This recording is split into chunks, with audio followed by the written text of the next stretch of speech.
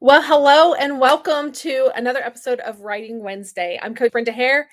So happy to be here and happy to be trying out for the first time our new Ethernet cable connection.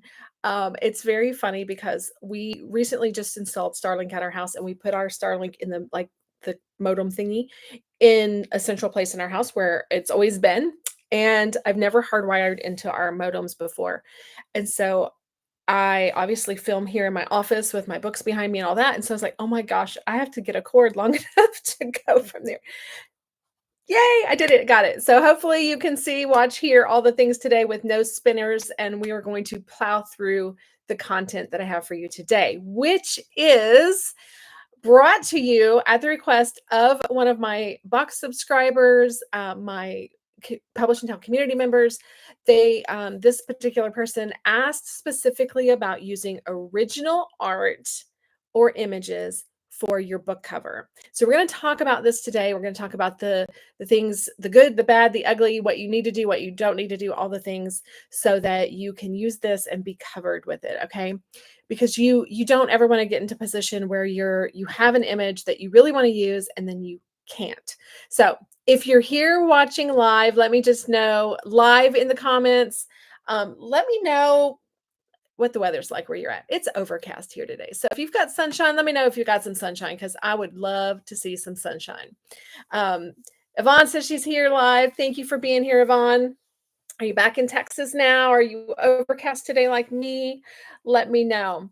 Okay, and before we get too carried away, make sure you subscribe to my channel and like the video if you like the video when we're done here, and any of the other Writing Wednesday episodes that you've been part of or watched. All right, Laura's live. Hey, Laura, congratulations on all those poems you wrote last week. Oh my gosh, you guys, she wrote 30 poems. She's been on fire. So she's been working behind the scenes, and that's not even for any of the 5 books she's working on. This is a brand new book that God just inspired her to write. So she's moving forward with one of her poetry books to go through publishing, and so we're super excited to get started on that. Lisa's here as well, live and no sunshine. No sunshine. I know, overcast. That's okay though. We need the reprieve and hopefully some rain right before we head into summer. Okay, so today we're talking about covers, and first of all, why would you want to do this? So let's just talk about the why behind this.